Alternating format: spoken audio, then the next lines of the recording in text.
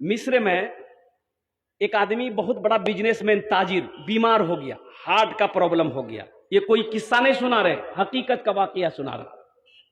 بہت بڑا پیسہ والا، تو قاہرہ، مصر کی راجدھانی قاہرہ ہے، وہ قاہرہ میں بہت بڑا اسپیشلسٹ ہاسپٹل گیا، ڈاکٹر کو دکھایا کہ میرے ہارٹ میں پین ہو رہا ہے، درد ہو رہا ہے، سانس لینے میں پریشانی ہو رہی ہے.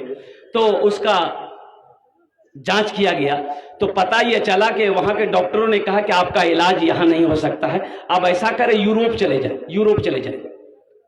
پیسہ والا تھا، ٹکٹ بنایا، فلائٹ سے اڑا، یوروپ پہنچا. یوروپ پہنچنے کے بعد وہاں کے بڑے ڈاکٹروں سے مشورہ کیا تو پتہ یہ چلا کہ ڈاکٹروں نے کہا کہ آپ کا جو ہارٹ ہے، آپ کا جو دل ہے، یہ اب آپریشن کرنے سے بھی ٹھیک نہیں ہوگا. اب آپ کچھ دنوں کے مہمان ہیں، گھر جائیے، کھائیے پیئے، جو من ہے وہ کھائیے پیئے، اب زیادہ دن نہیں رکیے گا. بیچارہ بڑا مایوس ہو گیا. یوروپ سے سیدھے فلائٹ پکڑا، مصر پہنچا، گھر آیا، گھر والوں کو بتا دیا کہ اب ہم زیادہ دن کے مہمان نہیں ہیں، بس کچھ دنوں کے مہمان ہیں اور ان کے بعد پھر میرا انتقال ہو جائے گا، اس لیے کہ تکلیف بہت زیادہ ہے، ڈاکٹروں نے منع کر دیا ہے. یقین نہیں ہے نا؟ یہ آدمی ایک روز بازار سے گزر رہا تھا تو دیکھا کہ کسائی کے دکان کے آگے میں کھسی بکرا بنانے کے والے، اس کو کیا بولتے ہیں ہم لوگ؟ ارے بولو نہیں ہو. کسائی کے دکان کے آگے میں لوگ گوشت لے رہے تھے، اور دور میں ایک عورت نقاب پہن کر، چہرے پہ نقاب ہے، وہ چربی اربی پھینکی دی نا آدمی.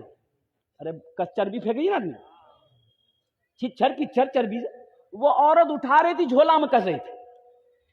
یہ آدمی کی نظر پڑ گئی، یہ سوچنے لگا بھائی یہ عورت نقاب پہن کے مسلمان ہے، یہ چھچر، یہ چربی، یہ سب لے کے کیا کرے گی؟ تو قریب گیا، بولا کہ بہن اس کا کیا کرو گی؟ تو وہ عورت خاموش ہے. پوچھنے لگا بہن اس کا کیا کرو گی، یہ کیا کرو گی؟ تو وہ عورت برقعے کے اندر سے کہنے لگی کہ بھائی میرے گھر میں 3 دن ہو گئے چولہا نہیں جلا ہے، میرے گھر میں چولہا نہیں جلا 3 دن ہو گئے. میری جوان جوان بیٹیاں ہیں، دن میں روزہ رکھتی ہے، رات میں پانی پی کر سو جاتی ہے. میں اسے اٹھا رہا ہوں، لے کر جاؤں گی اور پکا کر ان بچوں کو کھلا دوں گی.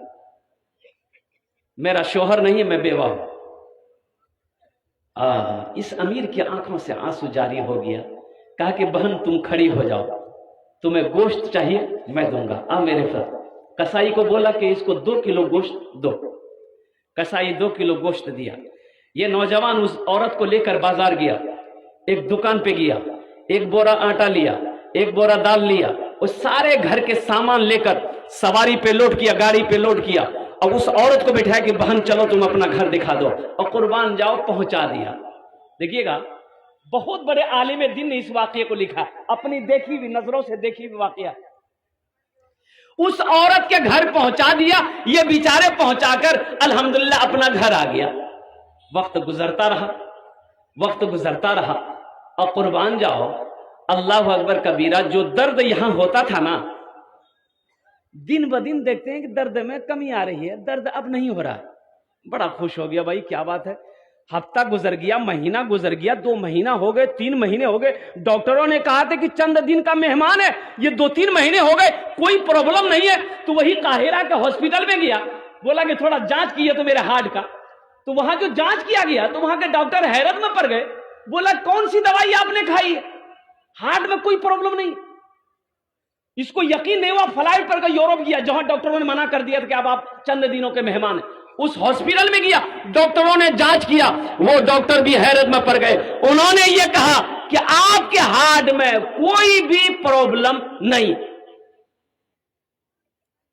کب کس کی دعا لگ جائے کہنا مشکل ہے، اس لیے نوجوانوں سخی بنو. میرا اللہ سخی ہے، سخاوت کو پسند کرتا ہے. میرا اللہ دانی ہے، دان کرنے والے کو پسند کرتا ہے. بخیل جنتوت، ارے بولو بخیل جنت میں، زور سے بولے بخیل جنت میں، کنجوس جنت میں، کنجر جنت میں. اور جو سخی ہے اس کے عمل تھوڑے ہیں. جو سخی ہے نماز کم ہے، روزہ کم ہے، زکوٰۃ کم ہے، لیکن سخی ہے، ہاتھ کھلا ہوا ہے.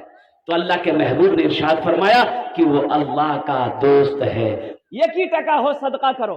ایک ہی روپیہ پاکٹ میں ہے، صدقہ کر دو، صبح صدقہ کر دو، انشاءاللہ شام تک اللہ آپ کی حفاظت فرمائے گا۔ صدقہ کرنے والے کی عمر کو اللہ بڑھا دیتا ہے، اللہ صدقہ کرنے والے کی روزی کو بڑھا دیتا ہے، اللہ صدقہ کرنے والے کی روزگار کو بڑھا دیتا ہے، تجارت میں برکت دے دیتا ہے۔ گھر میں بیمار ہے، بیمار کے نام پہ صدقہ کرو، اللہ بیمار کو مکمل صحت و تندرستی عطا فرماتا۔ کر کے دیکھو